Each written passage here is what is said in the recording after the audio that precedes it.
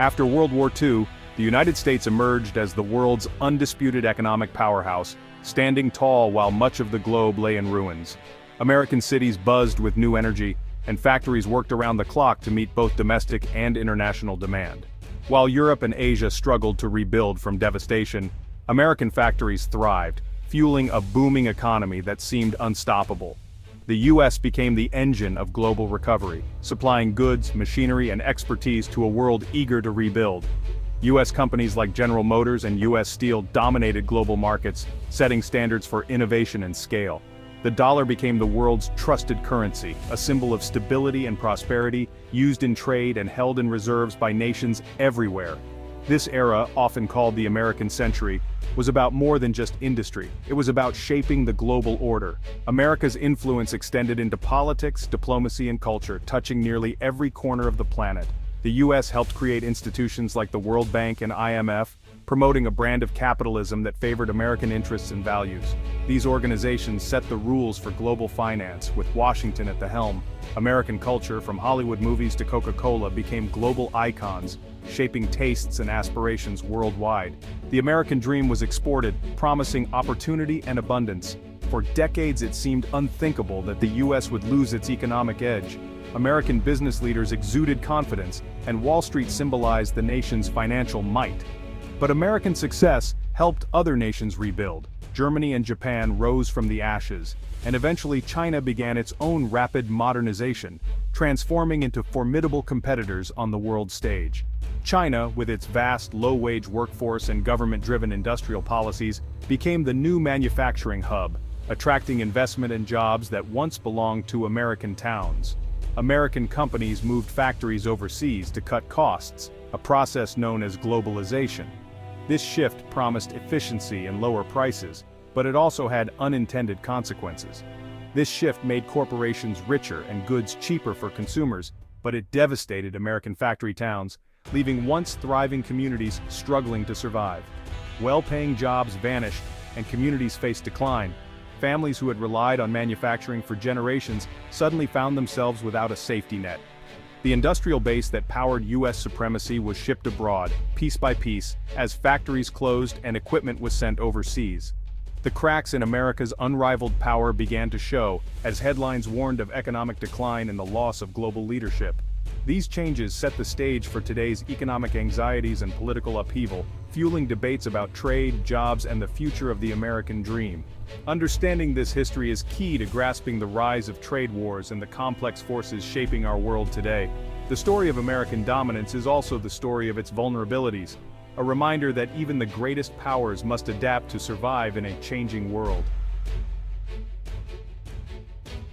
Trade wars aren't fought with armies, they're fought with tariffs. Instead of soldiers and tanks, countries use economic tools to gain the upper hand, turning global commerce into a battlefield. A tariff is a tax on imported goods, designed to make foreign products more expensive and protect domestic industries. By raising the cost of imports, governments hope to encourage consumers to buy locally made products instead. For example, a 25% tariff on Chinese steel means American buyers pay more, making U.S. steel more attractive. This can help domestic producers compete, but it also means higher prices for businesses that rely on imported materials. This is called protectionism, the opposite of free trade. Protectionism aims to shield local industries from foreign competition, but it can also limit consumer choices and stifle innovation. When one country imposes tariffs, the other often retaliates, escalating the conflict. This tit-for-tat can quickly turn a disagreement into a full-blown trade war, with both sides raising barriers. Tariffs disrupt global supply chains, raising costs for manufacturers and consumers alike. Companies may struggle to get the parts they need, leading to delays and shortages on store shelves. A single car might rely on parts from multiple countries. Tariffs on those parts drive up prices. The cost of making everyday products increases, and those costs are often passed on to consumers. Trade wars can quickly spiral, hurting not just the countries involved, but the entire global economy. Markets react, investments slow down, and uncertainty spreads across borders. While tariffs aim to protect jobs, they often backfire, causing widespread economic pain. Businesses may close, workers lose their jobs, and communities suffer the consequences. Economists warn, simple solutions like tariffs rarely fix complex problems. The global economy is deeply interconnected, and quick fixes can create bigger issues down the line. The fallout from trade wars is felt far beyond government policy. It hits businesses and families everywhere. Everyday people bear the brunt, facing higher prices and fewer opportunities as the economic battle rages on.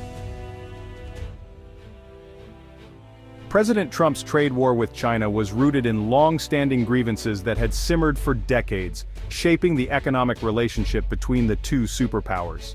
U.S. leaders accused China of unfair trade practices, subsidizing industries, manipulating currency, and stealing intellectual property, which they argued gave Chinese companies an unfair edge over American businesses. Trump's message was clear: America was losing ground, and aggressive tariffs would be the weapon to fight back against what he called decades of bad deals.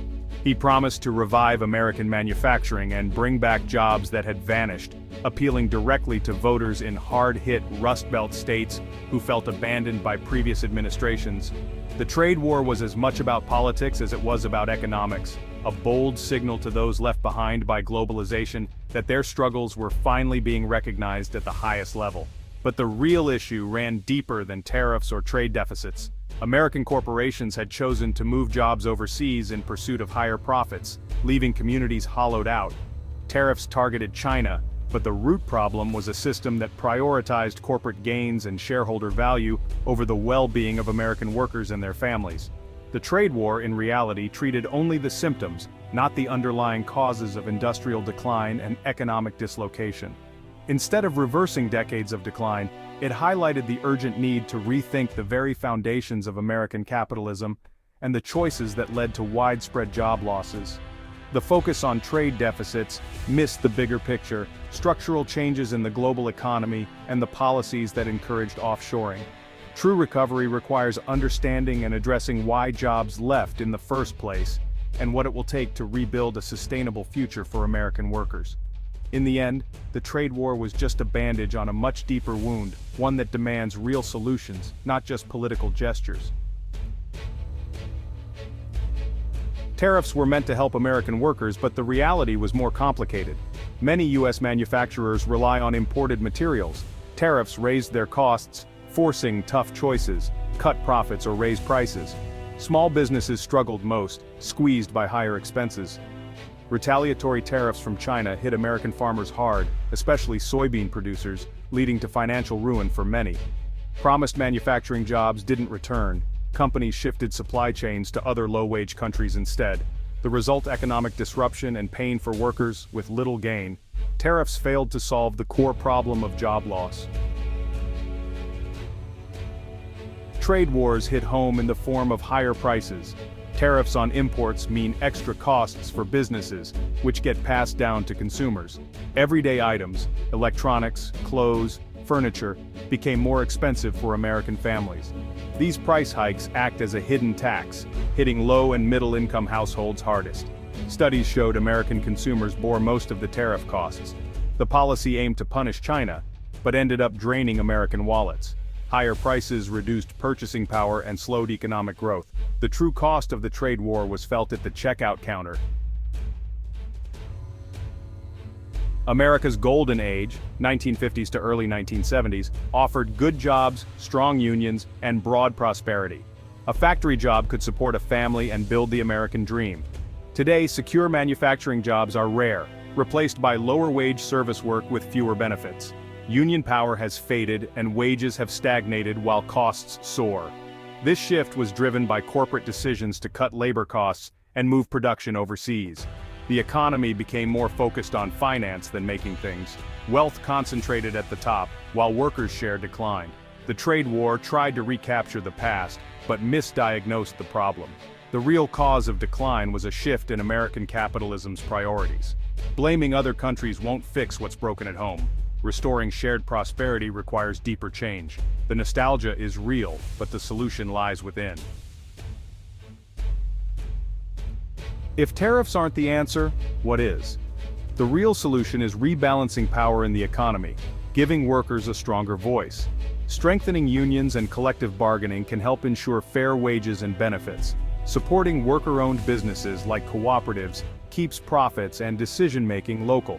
These models prioritize long-term well-being over short-term profit. America's future depends on building a more democratic economy. Blaming other countries and using tariffs only distracts from the real issues. The path forward is bold reform, rooted in fairness and shared prosperity. Decline isn't inevitable, but reversing it means changing the system itself. The American dream can be rebuilt, but only if we address the true sources of inequality.